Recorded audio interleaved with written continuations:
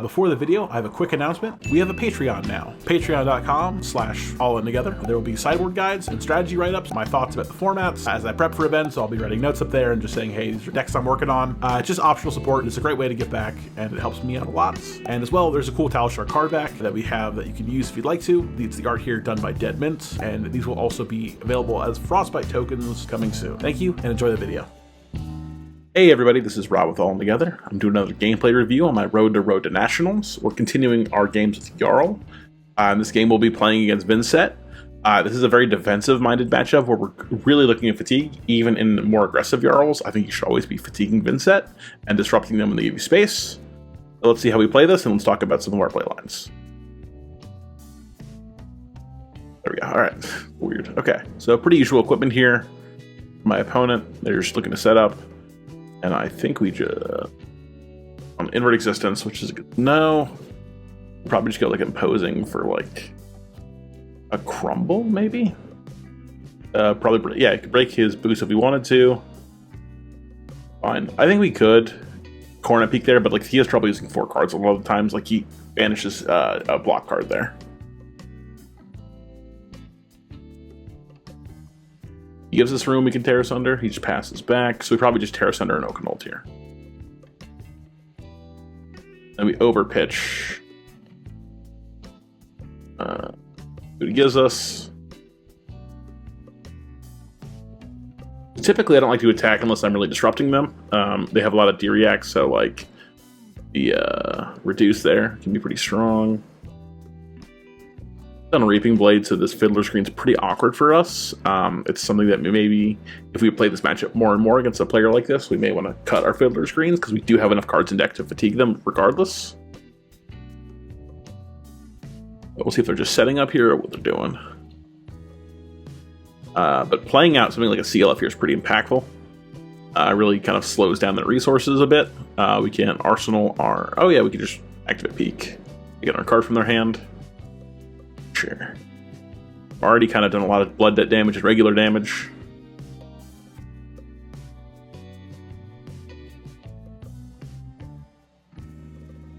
Got quite a bit of blood debt built up, which is really good for us. Every turn he has to lose a card from deck no matter what. But something for us to consider is that even when we're just blocking and like passing back, we're always stripping cards from him. Even if we're activating Cornet Peak and passing, they're losing cards here. I'm pretty happy just peeking and stacking Oakenholds for later, because we recently just pitched a crumble. So for second cycle, we're really good there.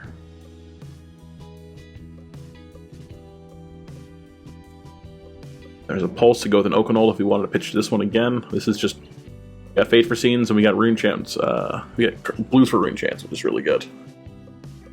He's got 9 Rune Chants coming at us, which is just whatever's coming through is coming through at this point. He's got 4 blood debt built up, so this is probably a go turn.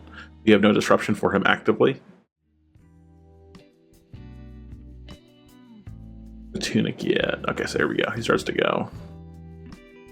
So we're gonna want to basically empty our hand as quickly as we can. I don't think we will. It's these D-Reacts. Probably. I guess we do take. Okay. Tries to succumb me here, which is great. We can bait a card out of his deck. We'll always try to opt to try to get through a deck quicker to get through back to our pitch deck, unless we find something really good on top. So we'll leak a bit of damage here, I'm sure. This is a dimension. Okay.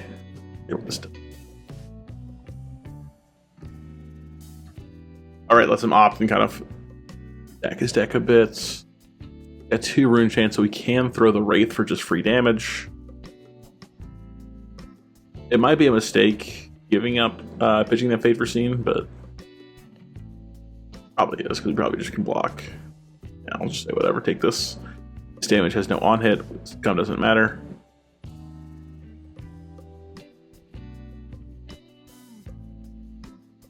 Back. Even though we've just been really defensive and like this hand sucks, this is really unfortunate. We have a shelter to kind of help with Rune Chants, but he's just taken so much damage from Blood Debt here. Like this is not a lot I'm afraid of.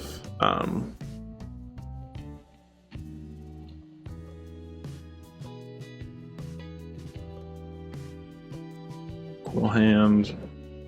Fine. Probably discard Shelter. And then pitch Fiddlers.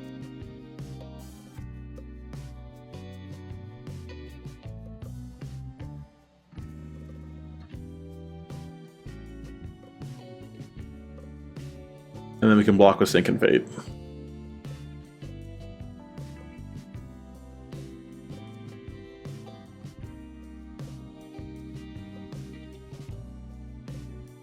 On hit does not matter here. You will invert, sure. Happy to keep a blue on top, I guess, in this case. We probably want to pitch that to the bottom, but not a big deal. We'll take one, we'll both banish a card from our hand.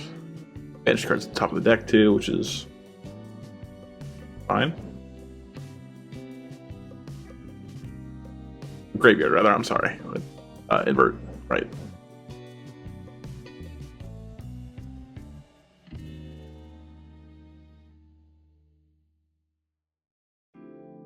We'll play a Bell out. It's uncommon and don't do anything, but sometimes he does just have a lot of the same cards in his deck. I'm pitching the Staunch because we already have a Staunch, and it can be useful in the end of the game. Get over some of like his machinations.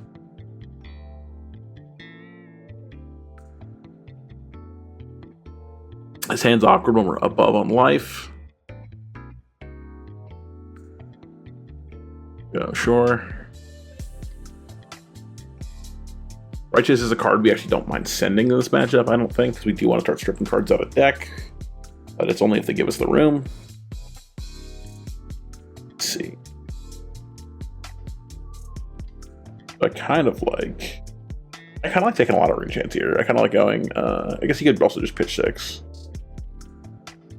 Yeah, that's probably better. Pitch 6, take 6 damage, and then Sigil. No, we can only use Sigil once. That's...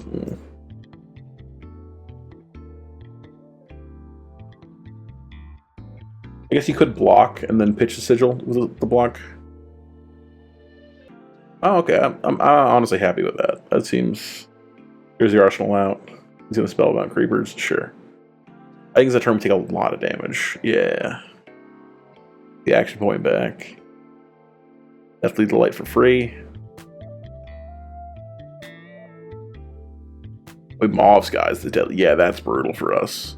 We don't have the armor to cover this.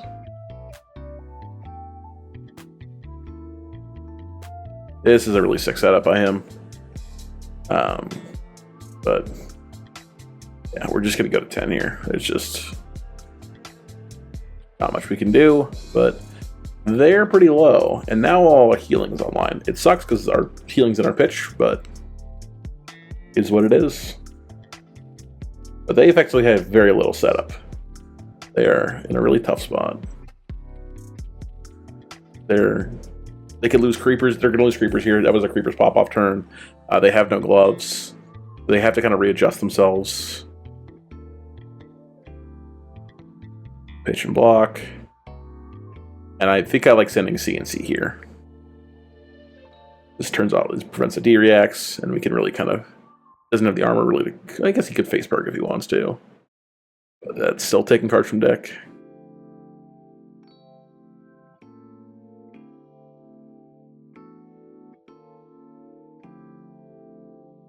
Dirge, enough more. Mob Skies, yep.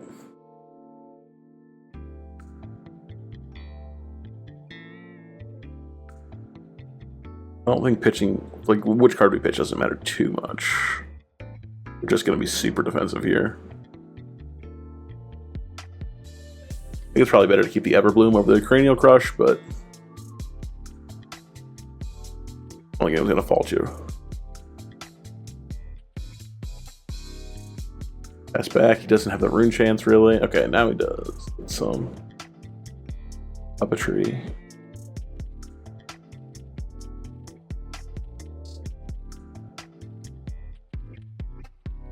We'll take this one. Pitch. And then shield is huge here. We gotta cover this up. Actually give armor here because I want to send back the CNC. I don't know if I agree with that in hindsight. Get Tunic to cover this, sure. 6, we block 6. I'm happy with that.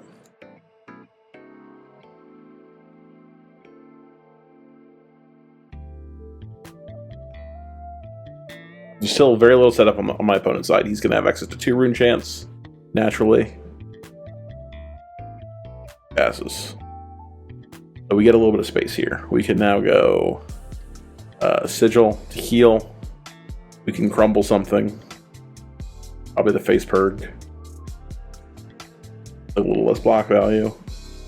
And giving them a frostbite is pretty big. That's an extra card out of them. Then Arsenal to sink. So we fought back a good amount of life here. Now we gotta watch for the cull. Every single thing. Good thing about getting culled. He's gonna say nothing. Okay, so they're really trying to set up for a F7 dominate here. Casting the Remembrance. What are we grabbing? Probably CNCs is what I'd want. You shuffle the deck. Gonna go Tunic into something, sure. Invert, makes sense. Here, he's gonna take out our grabbing CNCs are good, and a crumble just for the Oakenolds are fine.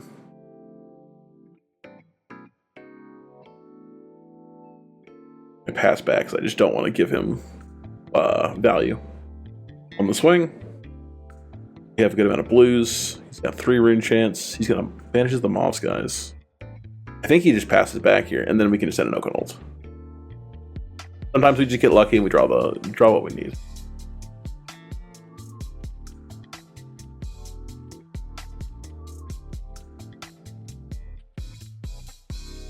Still reduce. We knew he's been sitting on something like that for a while.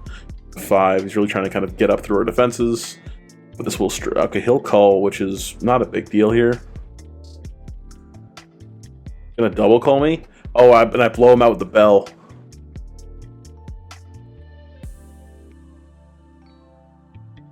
I discard that in case I would take damage anyway, because I'm losing both cards. I might as well get some value.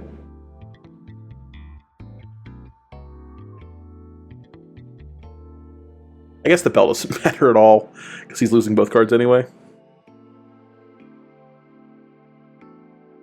We'll send Cleansing here, I think. I remember thinking that was really sweet, and just looking back now, it's just, he was getting Oakenolded, so it didn't matter.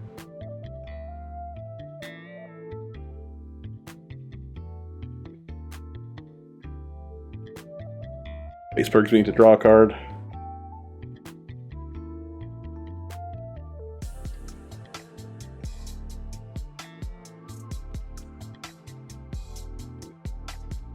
Back on our pitch. No, we shuffled. Never mind.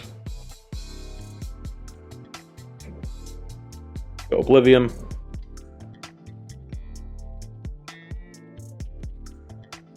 Keeps the rune chance around.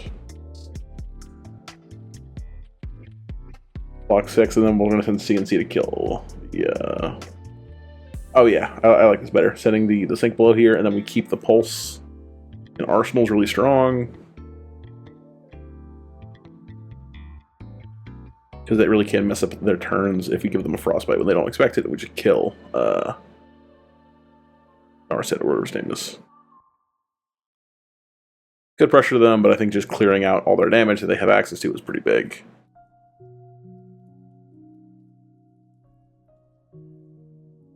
I feel like we have a lot of defenses between our shield. We got a lot of blues here. This is really good. So if he goes for his push turn here, trouble. Go Malefic. I'll probably just go channel and then send a Cranial Crush if he does nothing. Because he's okay now. Because like he's low enough where it's like I think I want to start pressuring. So we're getting what, 7 rune chance? 7. Yeah, it's about 6 or 7 rune chance here. This is a great time to use. Like we can just pitch an extra card because we have a 2 D-react from the pulse, and the pulse should really jam him up.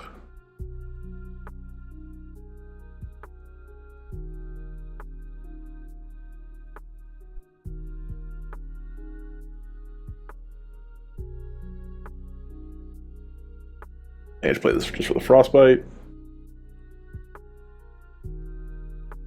Again, we're in a spot where this life gain's a little awkward now because of all the damn blood that he's been taking.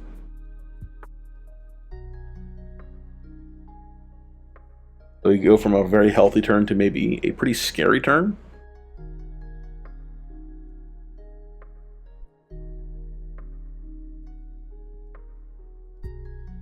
Definitely well. He's going to pitch a full card here.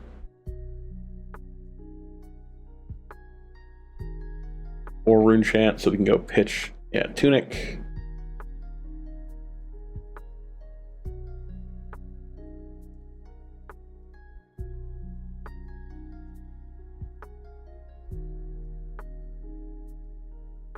We're just going to try to take 2 damage and then our Arsenal is sink. A bit limited on action points here. So if we do get low, we can kind of save ourselves. Again, Fiddler's kind of coming back to bite us here. Well, is interesting. I don't mind throwing away the Fiddlers to Cull. That's pretty reasonable. Yeah, what? 5 Rune Chants.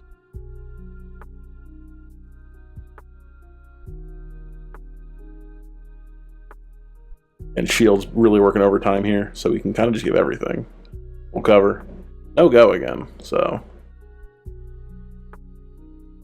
pretty safe spot.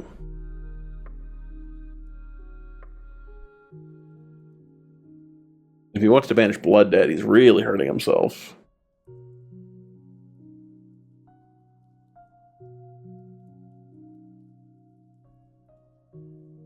Three and 7 now. 83. In reality, I think we want to pitch the CLF and then block with 2. Yeah, block with the Paper Scene. No? Okay. Oh, I remember. Yeah, I think what I should do here is actually I should play my Sigil and then Arsenal my Paper Scene. Yeah, no, that's good. I like that. Get a better Arsenal. He's getting bricked on his reactions, so he's going to try to set up here. And I think this is when we can drop like a CLF and hammer. Gonna Cull, which is okay. We give him probably the D-React. That's fine. We'll pass. We go CLFU. Hammer. To give 2 cards. Yeah, you give probably 2 cards.